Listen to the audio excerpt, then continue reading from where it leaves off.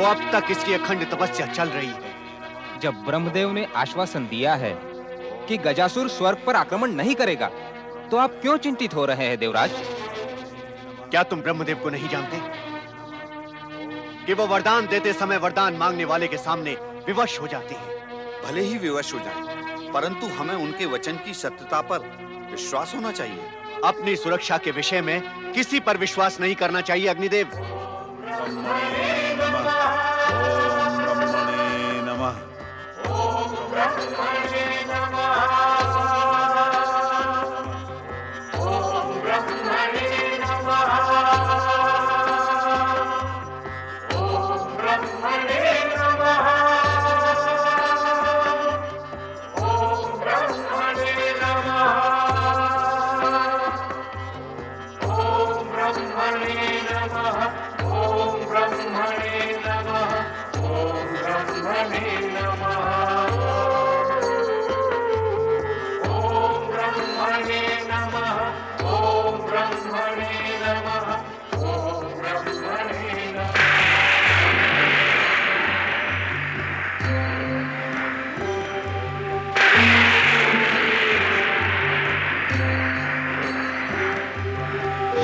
हमें अपनी शक्ति का प्रयोग इस दुष्ट पर करना ही होगा।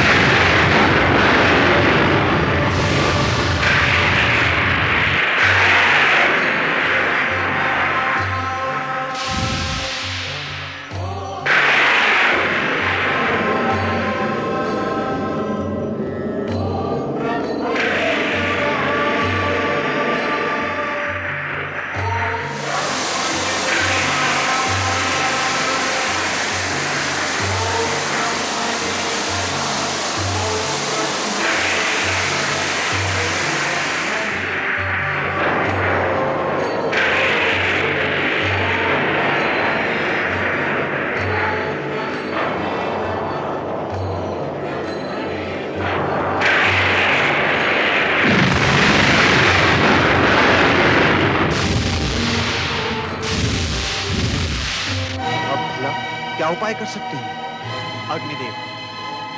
जब विश्वामित्र जैसे राजर्षि का तप भंग किया जा सकता है, तो गजासुर का तो अस्तित्व क्या है? हमने सोच लिया है कि हम गजासुर के तप को वरदान तक नहीं पहुंचने देंगे।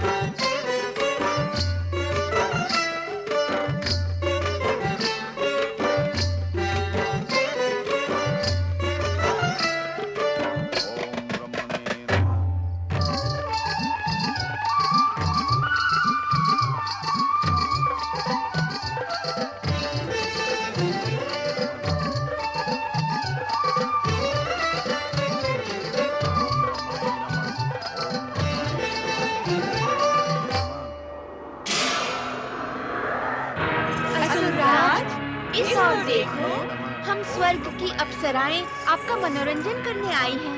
ओम ब्रह्मणे नमः। हमारा नृत्य देखो, ओम ब्रह्मणे नमः। हमारा रूप देखो, ओम ब्रह्मणे नमः। हमारा सौंदर्य देखो असुरपति। ओम ब्रह्मणे नमः। इस रूखी तपस्या से तुम्हें क्या मिलेगा असुरराज? ओम ब्रह्मणे नमः। चलो इस असुरराज के तन से लिपटकर हम उनकी तपस्या भंग करने का प्रयत्न करते हैं। ओम ब्रह्मणे नमः। ओम ब्रह्मणे नमः। ओम ब्रह्मणे नमः। ओम ब्रह्मणे नमः। ओम ब्रह्मणे नमः। ओम ब्रह्मणे महाबली असुरराज, ओम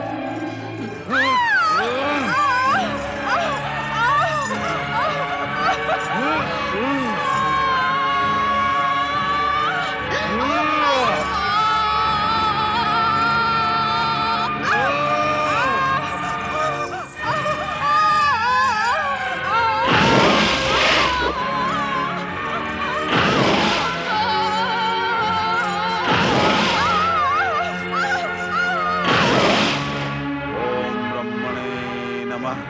ओम ब्रह्मणे नमः।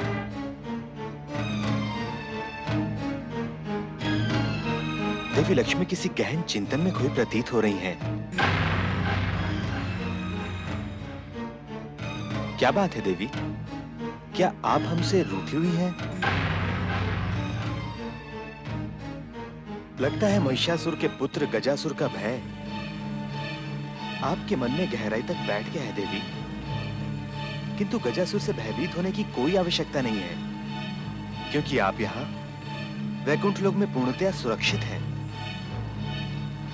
मैं सुरक्षित हूँ तो क्या हुआ? क्या मुझे पृथ्वीवासियों और स्वर्ग में रहने वालों की चिंता नहीं होगी?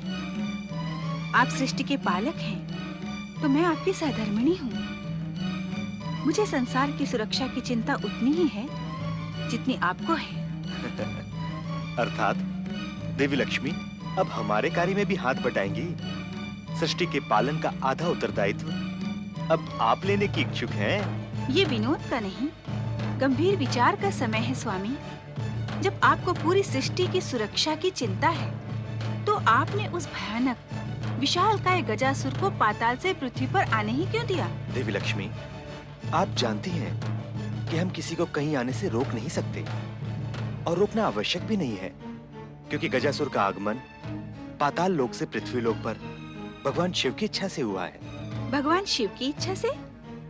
अर्थात महादेव स्वयं इच्छुक थे कि गजासुर पृथ्वी पर आकर उपद्रव करे और पृथ्वी के निर्दोष प्राणियों पर अत्याचार करे।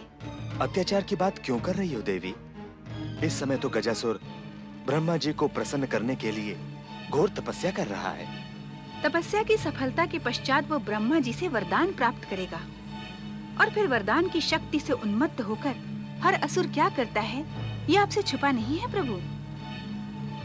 स्वामी, आप मेरी एक विनती स्वीकार करेंगे? अवश्य देवी, यदि वो विनती स्वीकार करने योग्य होगी तो।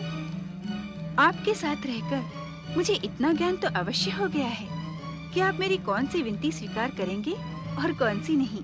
तुम्हारी विनती सुनने के पश्चात ही हम ये निर्णय कर पाएंगे कि वो विनती स्वीकार करने योग्य है या नहीं। तो आप स्पष्ट कह दीजिए कि आप मेरी विनती स्वीकार नहीं करेंगे, क्योंकि सृष्टि के पालक और सर्वज्ञ होने के नाते आप जान गए हैं कि मेरे मन में क्या है। तो हम इन प्रश्नोत्तरों में व्यर्थ समय नष्ट न करके ये स्पष्ट कहेंगे कि हम ब्रह्मा जी को वरदान देने से रोकेंगे नहीं देवी। जब आप त्रिदेवों ने बार बार देख लिया है कि ब्रह्मा जी से वरदान पाने के बाद ये असुर उन्मत्त हो जाते हैं, तब आप ये वरदान देने की परंपरा को तोड़ क्यों नहीं देते? और हर वरदान के पश्चात तुमने ये भी देख लिया है कि वरदान का दुरुपयोग करने वाले असुरों को उसका दंड अपने प्राण देकर भुगतना पड़ता है, और हम त्रिदेवों में से किसी न किसी की शक्ति के हाथों वे मारे जाते हैं। परंतु गजासुर का पिता महिषासुर तो हम त्रिदेवियों की सम्मिलित शक्ति दुर्गा के हाथों मारा गया। इससे कोई अंतर नहीं पड़ता देवी। उस सम्मिलित शक्ति में हम त्रिदेवों का भी योगदान था। अर्थात आप इस बात के इच्छुक हैं कि हम त्रिदेवियों का कोई महत्व ही न रहे? कदापि नहीं। यदि तुम्हें ऐसा लगता है कि गजासुर उन्मत्त होकर उत्पात मचाएगा, तो तुम त्रिदेवियां मिलकर उसके वरदान के पश्चात उसे तुरंत समाप्त कर देना। हम तुम्हें रोकेंगे नहीं देवी, किंतु हम ब्रह्मा जी को भी वरदान देने से रोक नहीं सकते। नारायण नारायण, आज आप दोनों को वाद विवाद में उलझे देखकर मुझे आश्चर्य नहीं, विचित्र सी अनुभूति हो रही है। विचित्र सी अनुभूति? कैसी अनुभूति हो रही है नारद? जगत के पालनहार भगवान श्री हरि विष्णु और जगत की समृद्धि और शोभा की देवी माता लक्ष्मी, आप दोनों यदि वाद विवाद में उलझ सकते हैं तो फिर साधारण मनुष्य की तो क्या दशा होती होगी। नारायण नारायण। साधारण मनुष्यों की नहीं, पति पत्नी की बात करो नारद। पति यदि अपनी पत्नी की इच्छा का सम्मान नहीं करेगा तो वाद विवाद तो जन्म लेगा ही। ये तो सृष्टि का सनातन नियम है। आप सत्य कह रही हैं देवी, इसलिए हम स्वयं चुप होकर इस वाद विवाद का अंत किए देते हैं।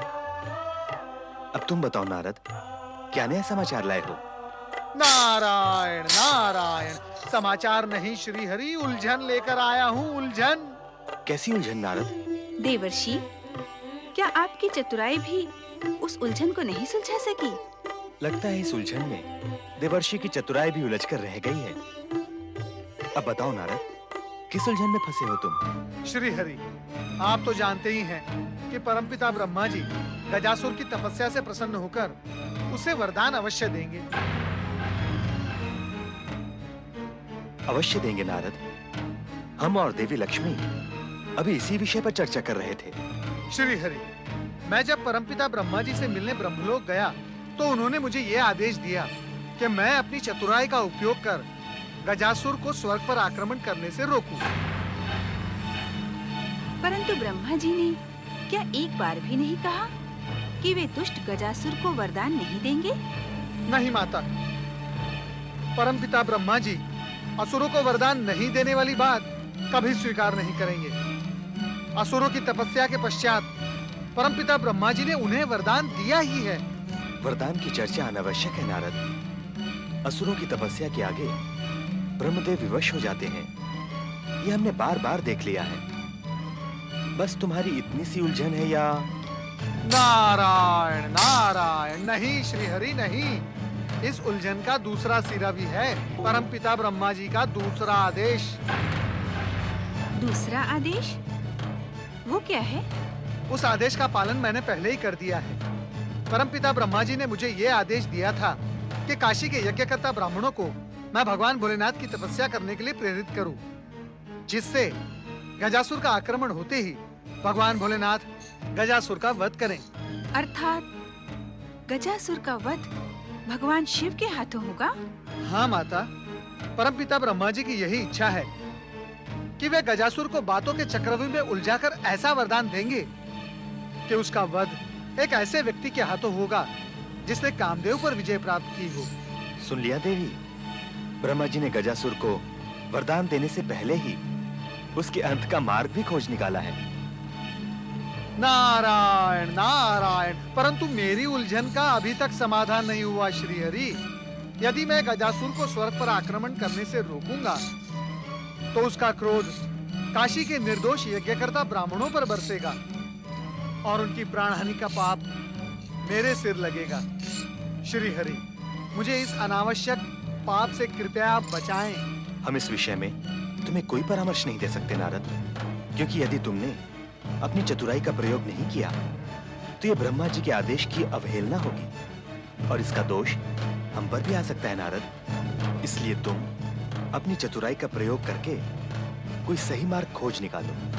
यदि इच्छा हो तो मैं तुम्हें परामर्श दे सकती हूँ नारद। माता, इसीलिए तो मैं आप दोनों की शरण में आया हूँ। तुम गजासुर को स्वर्ग पर आक्रमण करने से रोकने का कार्य दैत्य गुरु शुक्राचार्य पर छोड़ दो और काशी के यज्ञ करता ब्राह्मणों की रक्षा का उपाय स्वयं करो। वो कैसे होगा माता? क्या दैत्य गुरु शुक्राचार्य मेरी बात मानेंगे? नारद, यहाँ फिर तुम्हें अपनी चतुराई का प्रयोग करना होगा और वो तुम भली भांति करोगे, इसमें हमें कोई संदेह नहीं है। हम तुम्हारी सफलता की कामना करेंगे। जो आज्ञा श्री हरि। नारायण नारायण। ओम नमः ओम ब्रह्मणे नमः ओम ब्रह्मणे नमः ओम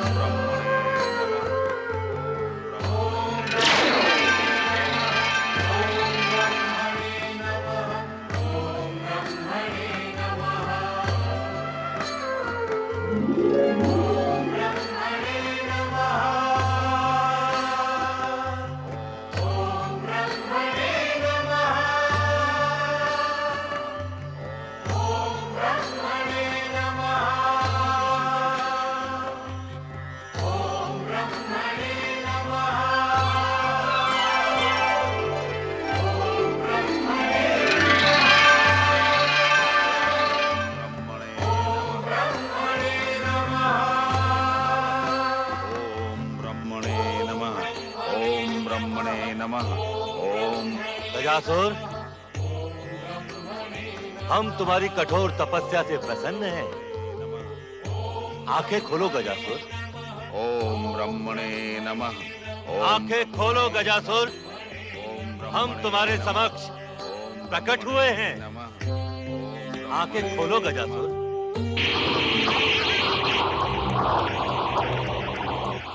गजासुर, कुछ बोलो गजासुर। हम तुम्हें वरदान देने के लिए प्रस्तुत हैं। तो आप ही हैं ब्रह्मदेव। हाँ गजासुर। कितने कठोर हृदय हैं आप। मैं इतने कष्ट उठाकर तपस्या करता रहा। तपस्या करते करते कितना समय बीत गया ये आप जानते हैं, मैं नहीं जानता। मुझे इतने कष्ट देकर आपको क्या मिला ब्रह्मदेव? तपस्या जितनी लंबी और कठोर होती है, वरदान भी उतना ही उत्तम मिलता है गजासुर। हमने तुम्हें इच्छित वरदान देने का वचन दे दिया है। मैं सत्य कहता हूं ब्रह्मदेव, मेरा धैर्य अब टूटने लगा था और आप कुछ क्षण और न आते तो मैं विराट आकार बनाकर इस पृथ्वी को नष्ट भ्रष्ट कर देता। तुम ऐसा नहीं कर सकते थे गजासुर। समय से पूर्व और त्रिदेवों की इच्छा के बिना इस पृथ्वी पर प्रलय काल नहीं आ सकता। हम तो तुम्हारी तपस्या शक्ति की परीक्षा ले रहे थे। परीक्षा? हाँ, परीक्षा जो अब पूर्ण हुई। अब कहो, अपनी तपस्या के परिणाम स्वरूप हमसे क्या वरदान पाने के इच्छुक हो? मुझे अमरता का वरदान दें, मुझे तीनों लोगों का राज्य दें और एक ऐसा अतुल बल दें जिससे मैं अपने पिता महिषासुर की हत्या का प्रतिशोध अपने शत्रुओं से ले सकूं। जब महिषासुर का अत्याचार सारी सीमाएं लांघ गया था, तब उसका वध दिव्य शक्ति संपन्न देवी दुर्गा ने किया था। तुम उनसे कदापि प्रतिशोध नहीं ले सकते। यदि तुम उनसे प्रतिशोध का विचार करोगे तो स्वयं नष्ट हो जाओगे। तो पहले मुझे अमरता का वरदान दें। किससे कैसे प्रतिशोध लेना है वो मैं स्वयं देख लूंगा। नहीं गजासुर, अमरता का वरदान न हमने आज तक किसी को दिया है और न देंगे, क्योंकि जो इस जगत में जन्म लेता है उसका मरण निश्चित है। तुम कोई और वरदान मांग लो। मैं स्वयं अतुल शक्ति का स्वामी हूं। इच्छा अनुसार विराट आकार बनाकर इस पृथ्वी के टुकड़े टुकड़े कर सकता हूं।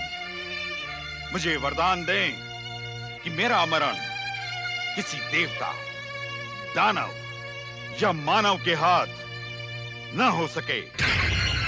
तथास्तु गजासुर।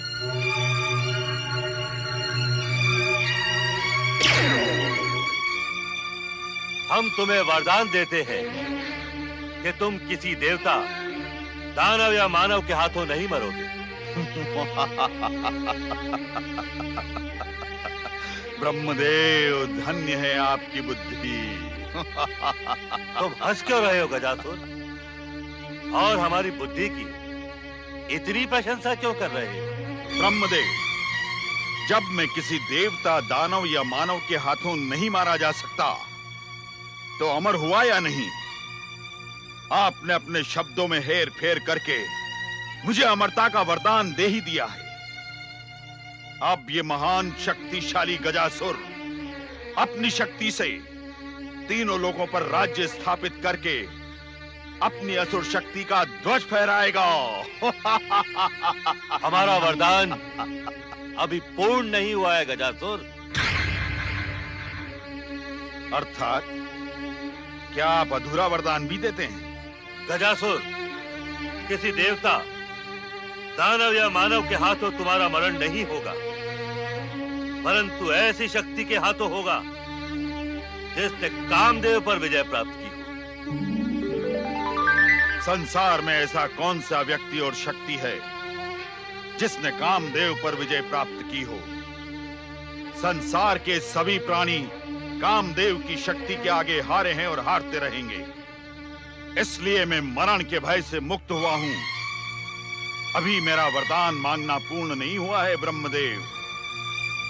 मुझे इच्छित रूप परिवर्तन एवं असुर सेना को उत्पन्न करने की शक्ति दें। तथास्तु। मेरी तपस्या सफल हुई। अब आप जा सकते हैं। तुम्हारा कल्याण हो गजासुर।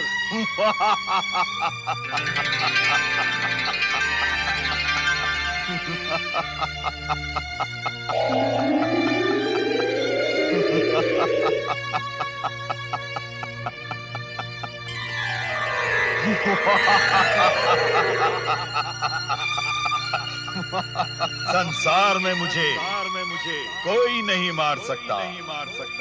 मैं अमर हो गया। पहले मैं पृथ्वी पर असुर शक्ति का साम्राज्य स्थापित करूंगा। फिर स्वर्गलोक पर मेरा अधिकार होगा। फिर देवता मेरा कदापि सामना नहीं कर पाएंगे। कहाँ है दैत्य गुरु शुक्राचार्य? शुक्राचार्य, मैंने कठोर तपस्या करके ब्रह्मा से अमरता का वरदान पा लिया है। अब मुझे कोई नहीं मार सकता।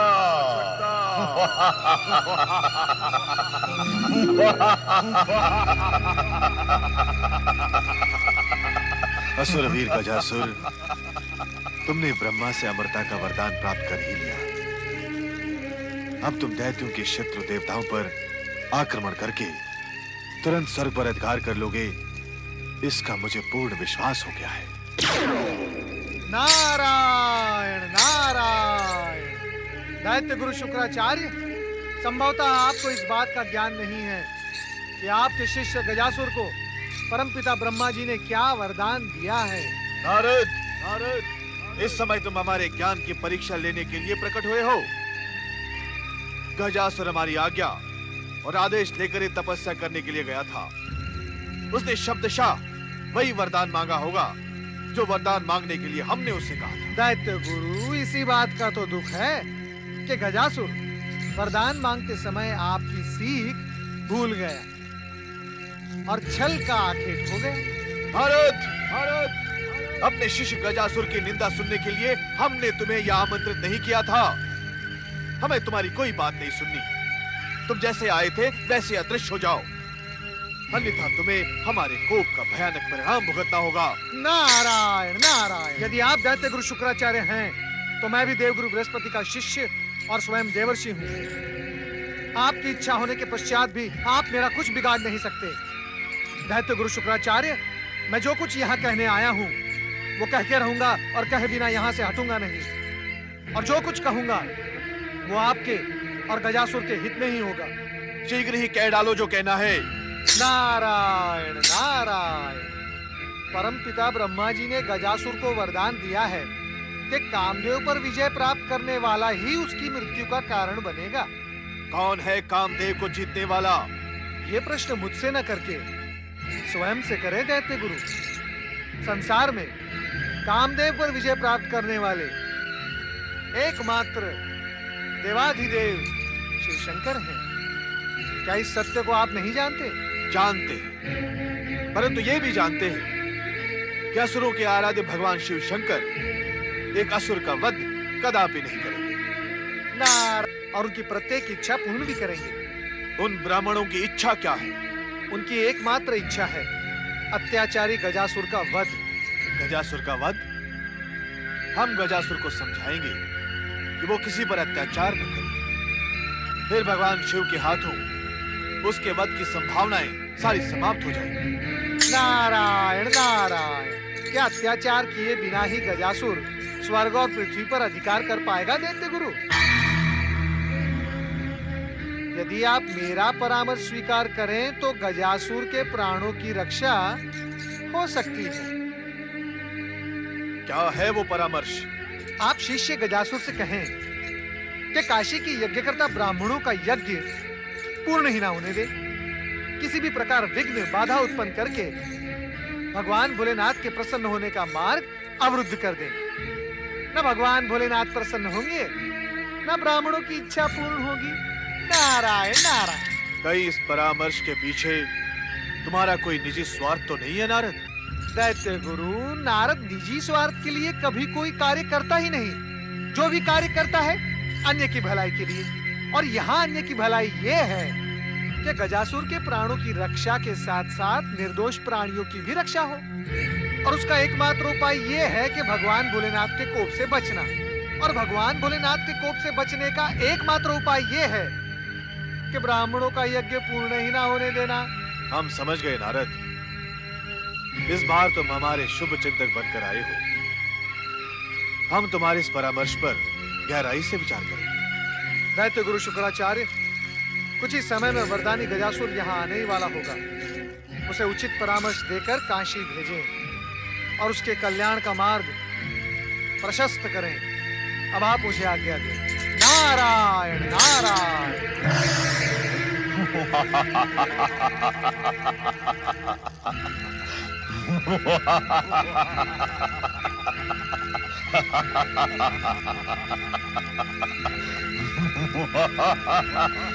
दैत्य गुरु, मैंने आपकी आज्ञा का पालन करके ब्रह्मा से इच्छित वरदान प्राप्त कर लिया है।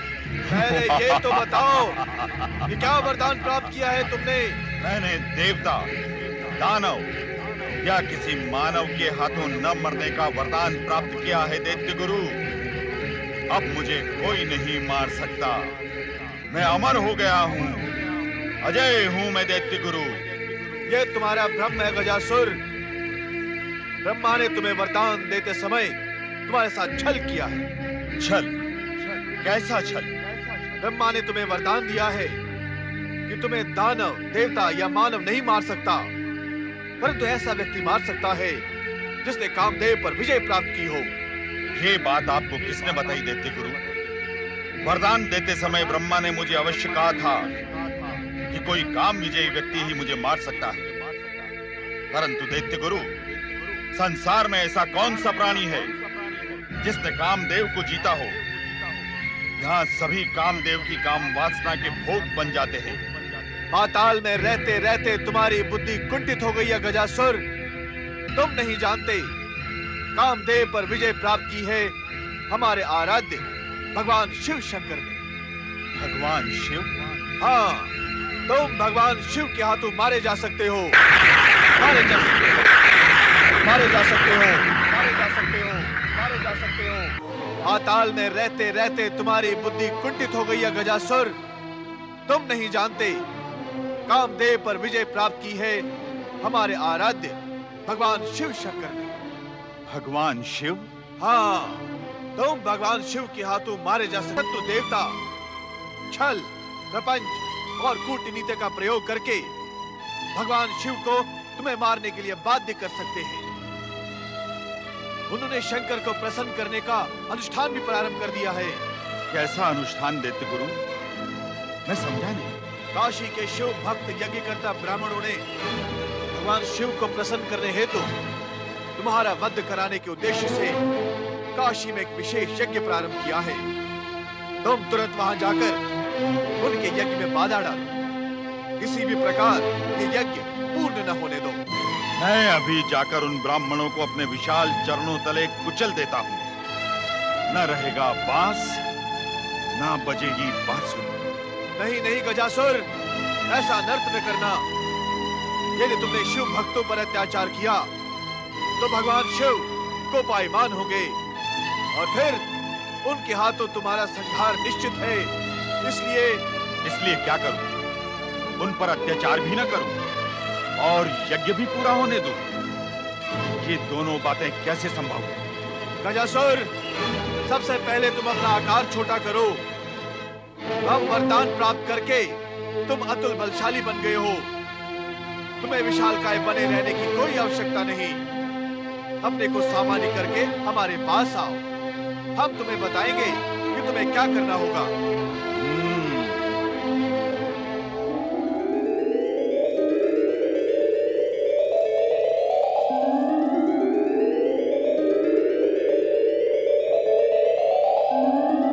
गुरुदेव, सबसे पहले स्वर्ग पर अधिकार करके देवताओं से मुझे अपने पिता की मृत्यु का प्रतिशोध लेना है।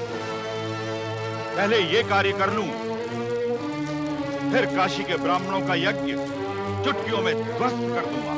गजासुर, हमने तुम्हें पहले भी बताया था, अब फिर बता रहे हैं कि तुम्हारे पिता का वध देवी दुर्गा ने किया था और उस षड्यंत्र में सभी देवता सम्मिलित थे। उन्होंने ये आवाहन करके त्रिदेवियों की शक्ति से देवी दुर्गा को प्रकट किया था। कौन थी वो त्रिदेवियां? देवी लक्ष्मी, सरस्वती और शिव संगिनी माता पार्वती। परंतु तुम उनसे प्रतिशोध नहीं ले सकते हो। तुम्हारी वरदानी शक्ति उन तीनों को कोई हानि नहीं पहुंचा सकती, क्योंकि वे अपने अपने लोक में सुरक्षित हैं। तुम्हें सबसे पहले काशी में यज्ञ करता ब्राह्मणों का यज्ञ रोकना है, अन्यथा तुम भगवान शिव के हाथों वध का पात्र बन सकते हो। नहीं दैत्य गुरु, सबसे पहले मेरे पिता के वधकर्ताओं से मैं प्रतिशोध लूंगा। उसके बिना मुझे शांति नहीं मिलेगी। गजासुर, मेरी बात सुनो गजासुर। उन त्रिदेवियों की शक्ति अपार है। वहां न जाना गजासुर, वहां न जाना।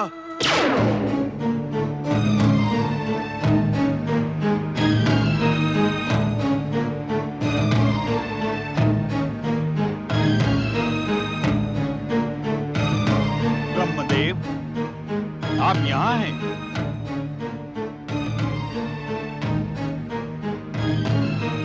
अर्थात देवी सरस्वती जी आपके साथ ही रहती हैं।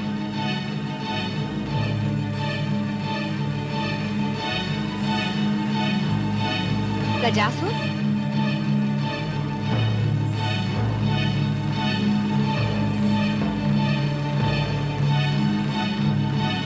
ब्रह्मदेव, जागे ब्रह्मदेव, आपका वरदानी गजासुर यहाँ आ पहुंचा है।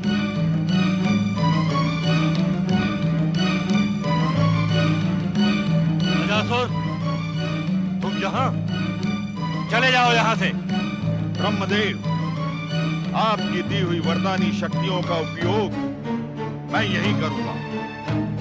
मेरे पिता का वध करने वाली दुर्गा इन्हीं सरस्वती की ज्योति से प्रकट हुई थी। ब्रह्मदेव, इस दुष्ट को यही समाप्त कर दे। हम इसे समाप्त नहीं कर सकते देवी। अपने दिए हुए वरदान के कारण हम विवश हैं। तो फिर मैं देवी दुर्गा की ज्योति शक्ति केंद्रित करके मैं ही इसे समाप्त कर दूंगी।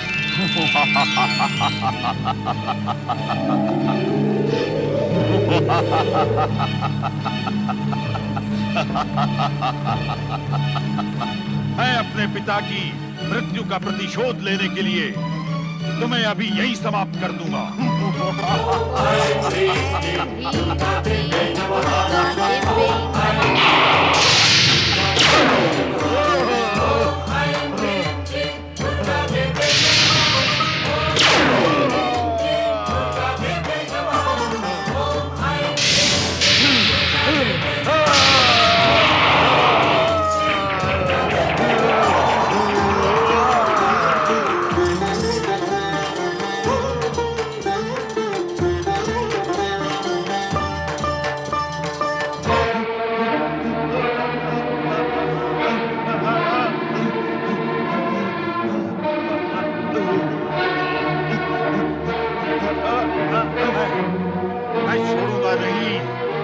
प्रतिशोध लूंगा। मेरे पिता की मृत्यु का प्रतिशोध मैं अवश्य लूंगा।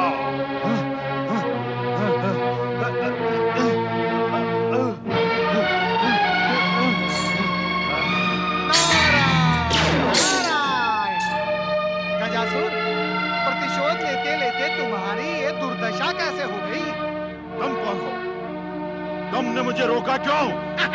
वो ये जानने के लिए कि तुम्हें ऊपर से नीचे फेंका किसने? दुर्गा बनने वाली देवी सरस्वती ने। ओहो हो, देवी सरस्वती ने। धन्य है वीणा वादिनी माँ शारदा, धन्य है। आप ये सब भी कर सकती हैं?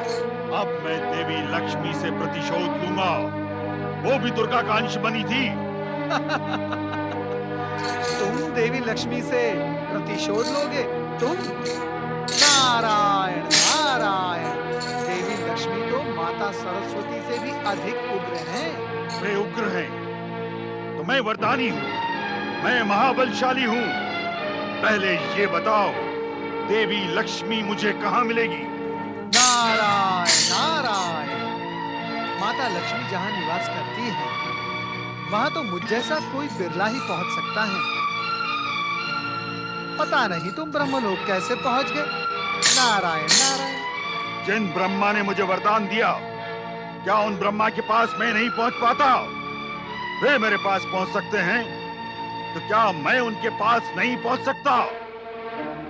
धन्य है परमपिता ब्रह्मा जी, आप और आपकी ये लीला धन्य है।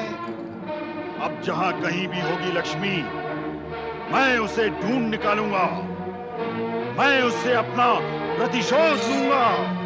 अवश्य लेना। नारायण नारायण। ये माता लक्ष्मी, ये गजासुर आपसे प्रतिशोध लेने की इच्छा प्रकट कर रहा है। कृपया आप इसे दर्शन दे ही दें।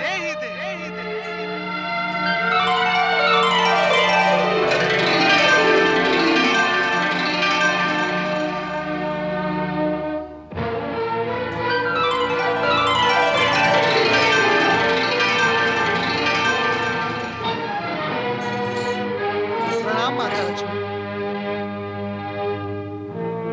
अच्छा, तो यही है देवी लक्ष्मी।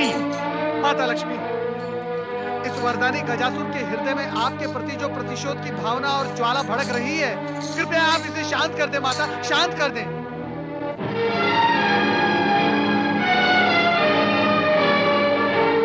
जय दैत्य गुरु।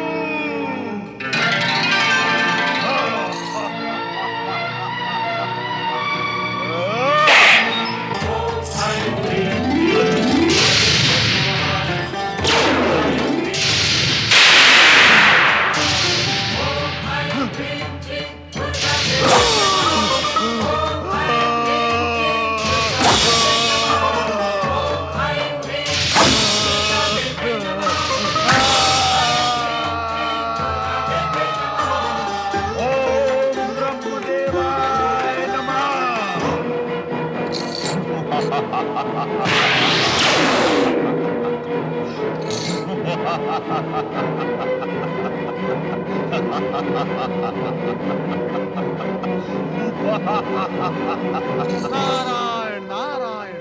माता, आपने अपने इस कमलास्त्र से इस दुष्ट के टुकड़े तो कर दिए, परंतु ये पहले जैसा फिर हो गया। ये ब्रह्मा जी के वरदान का परिणाम है नारद। पता नहीं ब्रह्मा जी ऐसे दुष्टों को वरदान क्यों देते हैं।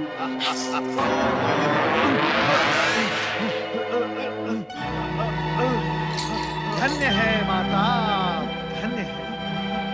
नारायण नारायण। कहीं ये दुष्ट माता पार्वती से प्रताड़ित होने के लिए कैलाश तो नहीं जाएगा? शक्ति स्वरूपिणी पार्वती इसे जीवित नहीं छोड़ेंगी।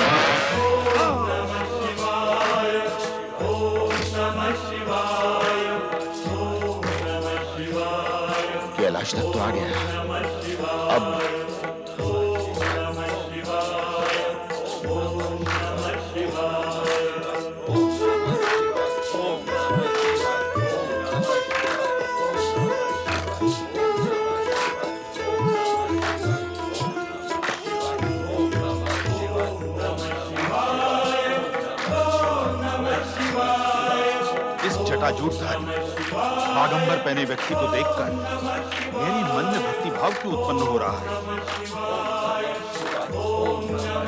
अच्छा, तो यही है शिव। किंतु मेरी विग्रहणता दुर्गा को प्रकट करने वाली पार्वती कहाँ है? ओम नमः शिवाय, ओम नमः शिवाय, ओम नमः शिवाय, ओम नमः शिवाय, ओम नमः शिवाय, ओम नमः शिवाय, ओम नमः शिवाय, ओम नमः शिवाय, ओम नमः शिवाय। पति परमेश्वराय नमो नमः। ओम नमः शिवाय, ओम नमः शिवाय, ओम नमः शिवाय, ओम नमः शिवाय, ओम नमः शिवाय, ओम नमः शिवाय, ओम नमः शिवाय, ओम महिषासुर मर्दिनी साक्षात शक्ति स्वरूपा देवी पार्वती।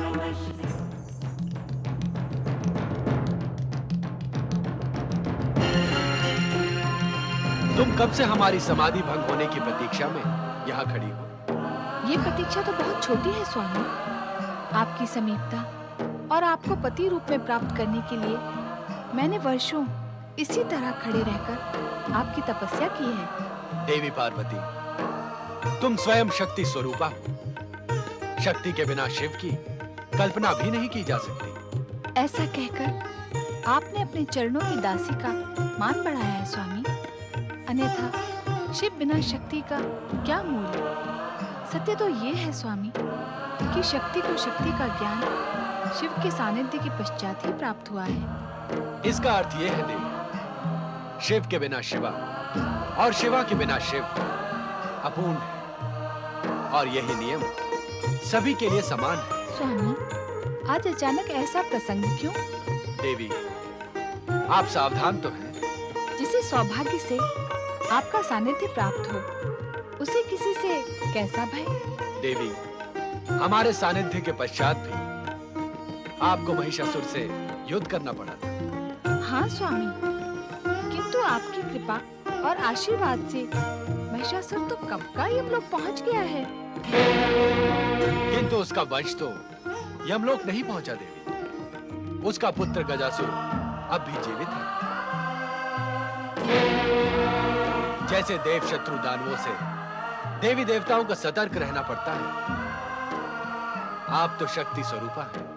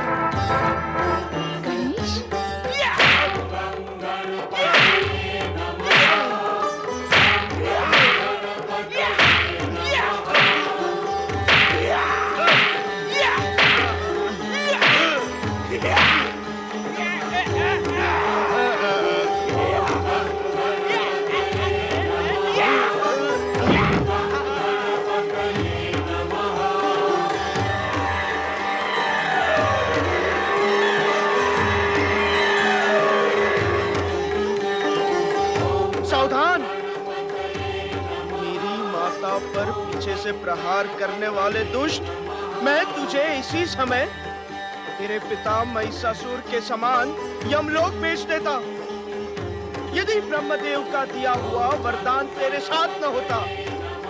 चल, चला जा शुक्राचार्य के आश्रम।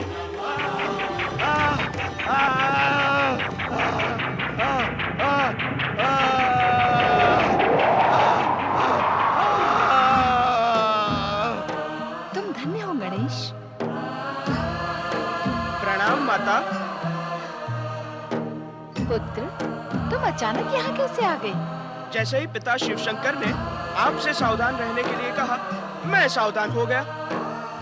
अरे गणेश के रहते हुए कोई उसकी माता पर प्रहार भी कैसे कर सकता है? तुम धन्य हो गणेश, पुत्र हो तो तुम जैसा। माता, मेरा अनिवार्य कार्य पूर्ण हुआ, अब मुझे आज्ञा दे। अब तो संकट के समय भी तुम्हें पुकारने की कोई आवश्यकता ही नहीं रहेगी गणेश। जब भी तुम्हारी आवश्यकता होगी तुम स्वयं पहुंच जाओगे। आपकी कृपा तथा आशीर्वाद से ऐसा ही होगा माता। प्रणाम। ओम नमः शिवाय। ओम नमः शिवाय।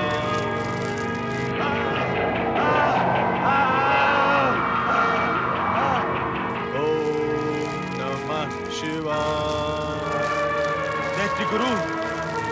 दैत्य गुरु शुक्राचार्य, दैत्य गुरु। दैत्य गुरु,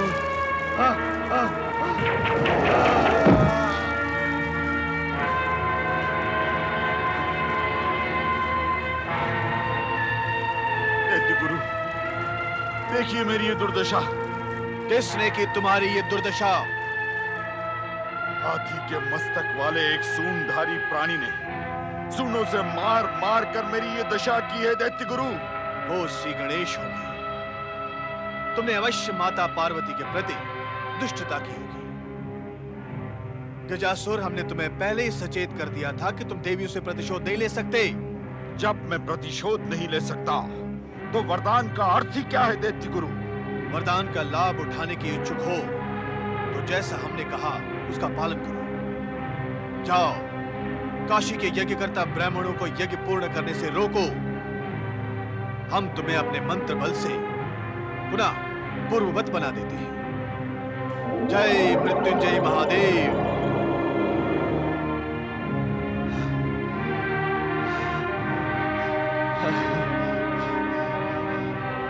अब मैं आपकी आज्ञा के अनुसार काशी यज्ञ स्थल के लिए प्रयाण करूंगा। तुम्हारा कल्याण हो।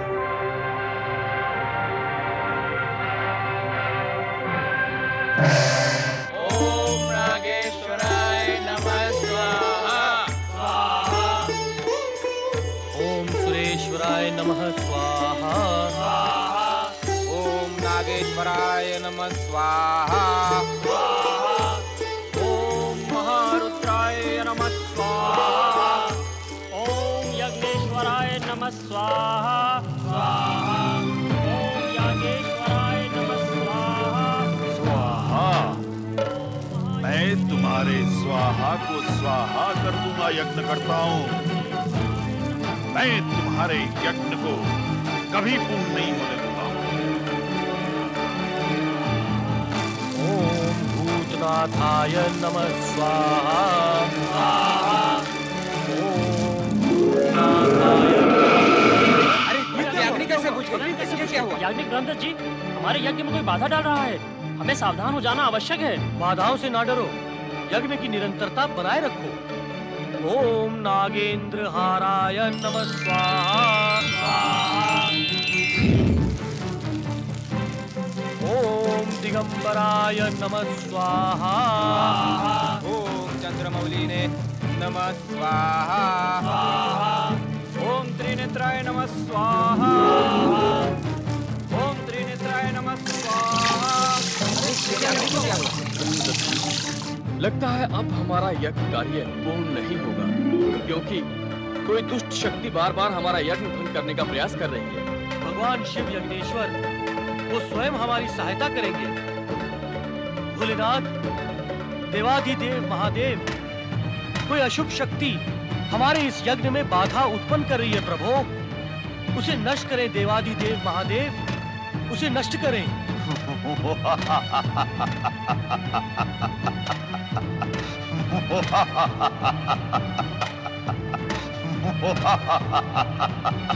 अब तुम ये यज्ञ पूर्ण नहीं कर पाओगे ब्राह्मणों। अब भगवान शिव तुम पर प्रसन्न नहीं होंगे। यज्ञ बाधक दुष्ट, कौन है तू? यदि साहस है तो सामने आ। अंधो, मैं तुम्हारे सामने ही खड़ा हूं। यदि देख नहीं सकते तो अपनी आंखों को दोष दो। अदृश्य मायावी हमारे यज्ञ में बाधा डालकर अपनी निर्बलता क्यों दिखा रहा है? यदि साहस है तो सामने आ और बता तेरी इच्छा क्या है? मुझे निर्बल कहने वाले मूर्खों, मैं परम शक्तिशाली महिषासुर का पुत्र वरदानी अमर गजासुर हूँ। यदि मुझसे उलझोगे तो प्राणों से हाथ धो बैठोगे। गजासुर हो या महिषासुर, हमने यज्ञेश्वर भगवान शिव की आराधना का शुभ संकल्प किया है। हम तेरे अत्याचारों के आगे झुकेंगे नहीं। यज्ञ करताओ, भगवान शिव का नाम लेकर पुनः ये यज्ञ अग्नि प्रज्वलित करो। ओम नमः शिवाय, ओम भूतनाथाय नमः स्वाहा, ओम महेश्वराय नमः स्वाहा, ओम भूतनाथाय नमः स्वाहा, ओम दिगंबराय नमः स्वाहा, ओम महेश्वराय नमः स्वाहा। दुष्ट ब्राह्मणों,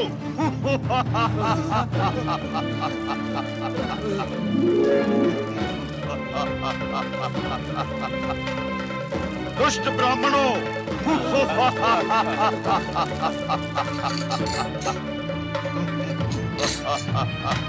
घमंडी ब्राह्मणों, बंद करो ये यज्ञ। यदि तुमने मेरे आदेश का पालन नहीं किया तो मैं तुम सबको इसी यज्ञ में झोंक दूंगा। हमारे रक्षक सर्वशक्तिमान भगवान शिव हैं।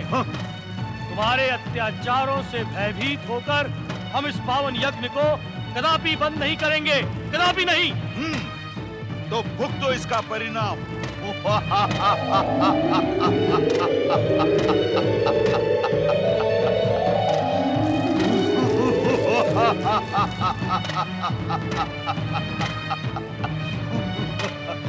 दुष्ट ब्राह्मणों, मैं तुम्हें तुच्छ जंतुओं की भांति मसल डालूंगा।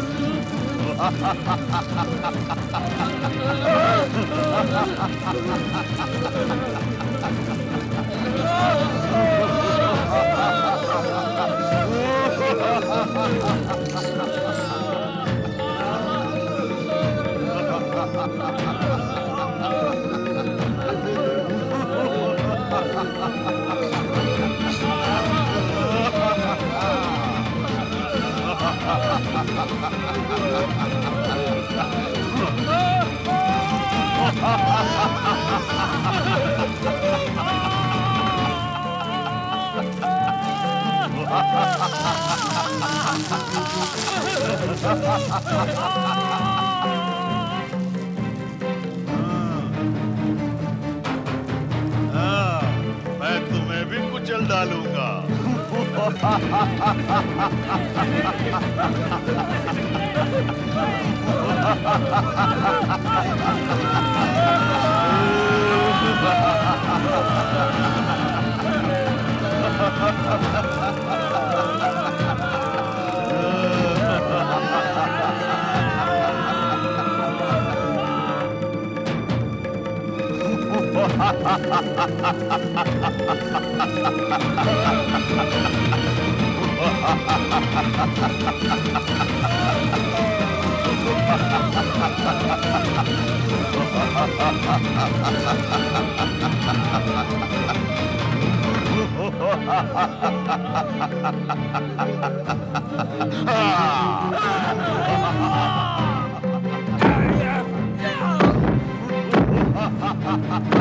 नारायण नारायण।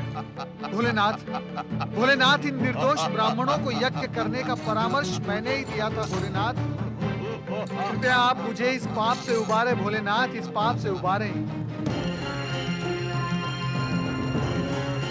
जागे शिव शंकर जागे, जागे शिव शंकर जागे।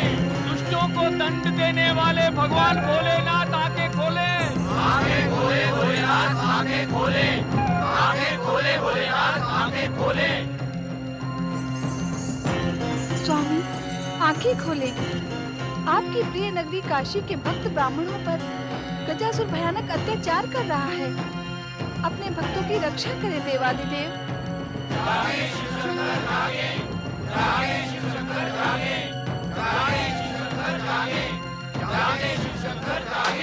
अपने भक्तों की रक्षा करें भक्त वत्सल। हे देवाधिदेव, सर्वेश्वर, हे त्रिकालदर्शी, उन निर्दोष और निरीह काशी के ब्राह्मणों को परमपिता ब्रह्मा जी का आदेश पाकर आपकी आराधना और अनुष्ठान करने के लिए मैंने ही प्रेरित किया था। कृपया आप उनकी सहायता करें भोलेनाथ। किंतु अब तो विकराल गजासुर के चरणों तले कुचले जा रहे हैं। उन पर होने वाले अत्याचारों का पाप नारद के सिर चढ़ेगा भोलेनाथ। अपने दीनहीन और परम भक्त नारद की प्रार्थना पर कृपया आप अपनी आंखें खोले भोलेनाथ। जय जय शिव शंकर।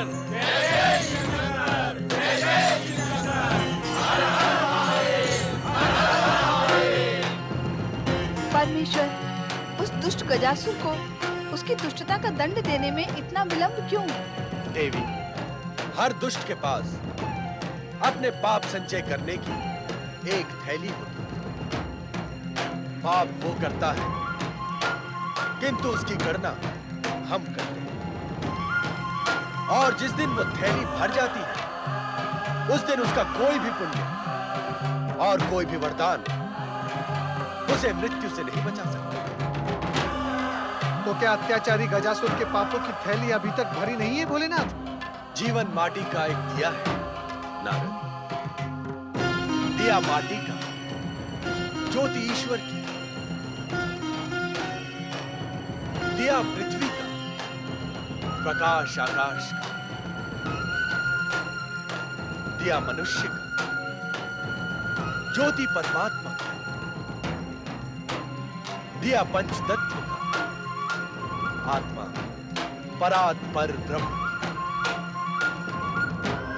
गजासुर भी माटी का एक दिया है, किंतु उसके संस्कारों में महिषासुर और गजदंती का ईंधन भरा है। ब्रह्मा जी की तपस्या करके उसका हृदय बदल सकता था, किंतु शुक्राचार्य की सिद्धियों ने उसके अंदर एक ऐसी ज्वाला प्रज्वलित कर दी जिससे उसकी महत्वाकांक्षा वैकुंठ लोक और कैलाश को चुनौती देने का साहस कर सके।